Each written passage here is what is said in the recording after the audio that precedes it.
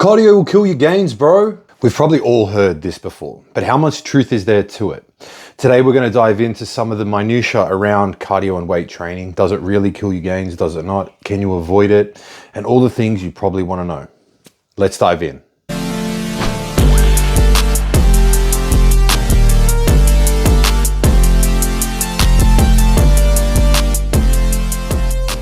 Now, I'm going to be outright and say that this idea that cardio kills your gains is definitely outdated. A lot of this information was based off of research that was conducted in the 80s. One particular study that was done at this time compared 3 different groups.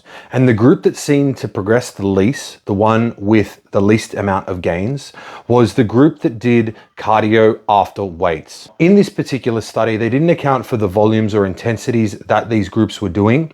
And they didn't take into account the caloric intake of each of the different groups, which can affect the amount of weight, strength, or muscle gain. Many strength or bodybuilders will often say that cardio kills their gains because it's usually only used as a way to decrease their body weight or improve their cardiovascular function at the cost of fatigue, meaning that it can cause more fatigue when they're prioritizing their weight training. So they often don't do it. However, I believe all athletes, regardless of their sport, should be doing some form of cardio. The intensities and duration will vary depending on your sport and its requirements. However, the benefits of doing even a little bit of cardio far outweigh the potential risks or costs or gains that you may lose by doing it. I'm going to show you some strategies around planning as well as how to use cardio in your programs to benefit your performance and not get all that negative stuff that people talk about. Now, the idea that I'm speaking of is called the interference effect, and that is the effect of weights and cardio have on one another, in that they can interfere with one another, inhibiting their progress. When it comes to the physiological adaptations that can happen in the human body, the things that cause us to get stronger and build muscle generally happen opposite to the things that improve our cardiovascular capacity. Without getting all sciencey and shit with this, the things that cause muscle and strength to happen don't like to happen around the same time that cardio starts to improve. This may hold some truth if you are an advanced or really high level and elite athlete.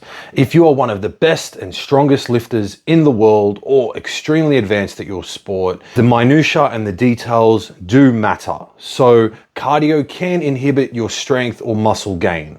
You're not going to go and see the world's strongest powerlifter or the world's best IFBB pro bodybuilder run a marathon the day before their competition because it will affect them. However, if you're a beginner or intermediate, even advanced in some ways, there are ways that you can program cardio and weights together without them affecting one another. I'm going to give you a breakdown of how the interference effect can apply to these things here and what it can actually interfere with. So high volume endurance training at the end of the day is always going to be challenging and it's going to be hard on your body if you do a lot of it. High volume endurance training could be a large amount of running, swimming, cycling, whatever it is that you do in addition to your weight training sessions. High volume endurance training doesn't mean going for a walk or getting steps in, maybe 30 minutes of cardio here and there. I'm talking about like a solid amount of cardiovascular activity that is causing quite a lot of adaptation, causing quite a lot of fatigue, forcing you to feel tired, need to recover. So that's the kind of stuff that can inhibit these things. And I'm going to elaborate on that a little bit now. So when it comes to your strength, if you go for a big run before you want to squat a PR, chances are your legs are going to be pretty tired and your strength may be inhibited. It can inhibit it if you don't map things out correctly and you don't prioritize your recovery. Explosivity, I'm referring to power and speed. If you go for a long run, and then you want to come into the gym and you're like, I've got box jumps. I'm going to go for a broad jump PR today. I'm going to train triple jump, whatever it is. Those are very explosive movements that require a high amount of force production in a short amount of time to produce power. And unfortunately, by going for that long run prior to that session, your legs are cooked and now they're depleted. So you're not going to be as explosive as possible.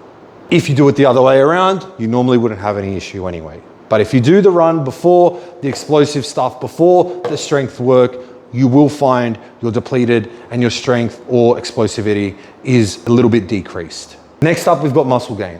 Muscle gain requires your body to enable a pathway that is called mTOR. This is something I referred to earlier, mTOR. High volume endurance training uses a pathway called AMPK. Forgot what the fucking abbreviations are, and honestly, it doesn't matter.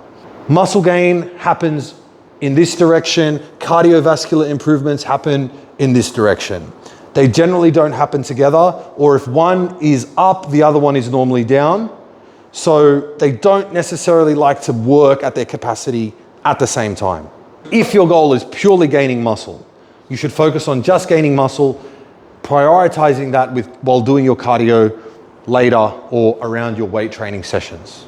If you do cardio directly after your weight training session that is designed to help you grow muscle in a particular area, there is a chance that the cardio exercise may interfere with the weight training because of the pathways that I just mentioned. Doesn't necessarily apply to you if you're a beginner, maybe even if you're an intermediate, but if you're a higher level athlete, it's something you may want to consider.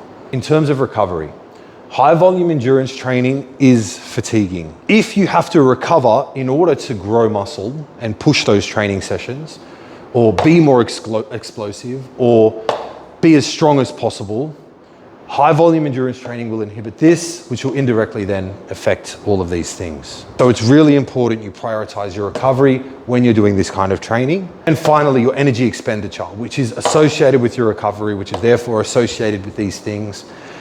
High volume endurance training burns a fuckload of calories. And for that reason, it can decrease your body weight for some people if you're not eating enough. And it can therefore inhibit your ability to grow muscle, strength, or be as explosive as possible because your body just isn't recovering hard enough. Hey, if you've watched this video thus far, thank you. If you need help with coaching, head over to my website, www.coachmichaelsekos.com. Link will be in bio. There's a free hybrid program on there for you to download, which sorts out all of this shit for you. I also have hybrid online group coaching for as little as 10 AUD per week. And I also have one-on-one coaching options available. Let me do the thinking for you. All you gotta do is get coached by me. Before I highlighted the negatives, keep in mind with the negatives that I highlighted, a lot of them are context dependent and they may not apply to you and you may not need to worry about any of those things. But that's just a summary of some of the information around each of those different training modalities and the things you may wanna consider if you're trying to do both of these things. The benefits we've got. First up, by doing endurance training of some sort, you will get an improved intraset recovery in the gym. If I bang out a set of 10 on squats without doing cardio ever in my life, I will probably be pretty fucked after I finish that set.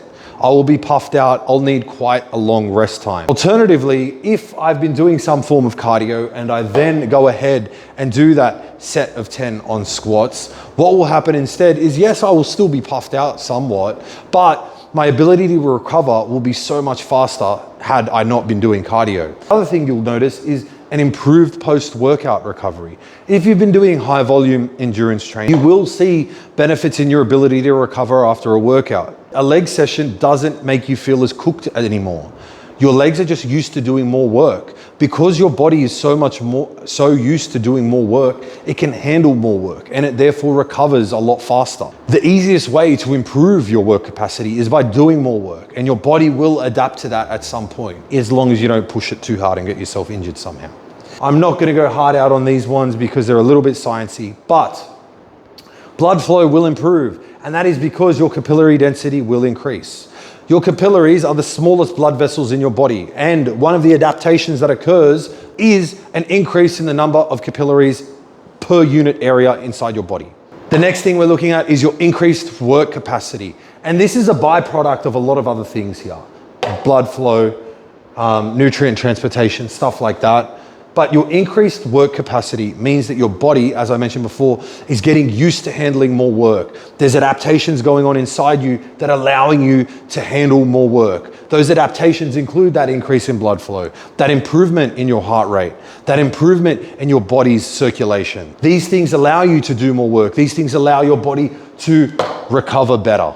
Next up, we're looking at the last one being increased work capacity and decreased fatigue, which kind of then links back to these things again. As I just mentioned, we've got an increase in work capacity, which we already know, and your body's fatigue levels will decrease because your body has become accustomed to handling more work. Fucking oath. That's a good thing. Why the fuck wouldn't you want to do cardio if all this is happening? Seriously. Let's wrap things up with some tips to avoid interference. These are the strategies that I use and I give my clients. Low impact off-feet cardio. If you want to lift, be strong, try to do things that don't require you to run or swim, just because they do fatigue your muscles as well in conjunction with the weight training. Doing something like a bike, maybe a faster walk, something that doesn't have as much impact, will be a lot less fatiguing.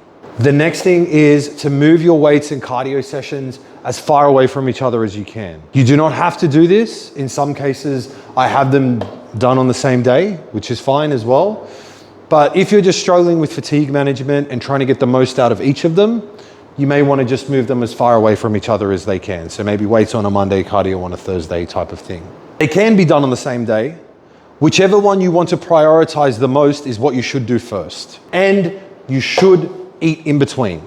So ideally don't do them back to back. Maybe do cardio in the morning, weights at night, or whatever, other way around. Just ensure you eat a few times in between to replenish the body and begin the recovery process so it can do its thing. Most of your cardio exercise, and I think I've mentioned this in previous videos, should be zone 2 or low RPE, low intensity stuff. Zone 2 is the intensity where you can hold a conversation. It's not necessarily comfortable, but you can talk.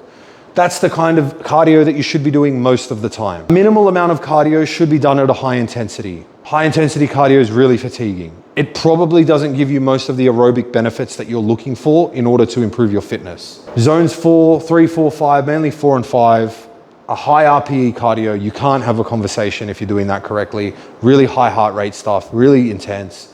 Great for you, but if you want to get stronger, get fitter, be more explosive, gain muscle, is probably what you want to do the least amount of for the most part. To ensure interference doesn't happen, eat.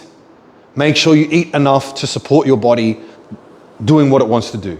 If you're not eating enough, your strength will go down, your weight will come down, all those gains will go. So make sure you fucking eat, please. That's a wrap on another video. I hope you got something out of it and understand a little bit more about the interference effect and how cardio probably won't kill your gains if you program and do things the right way. Like, comment, subscribe, download my free program over at my website. Link will be in bio.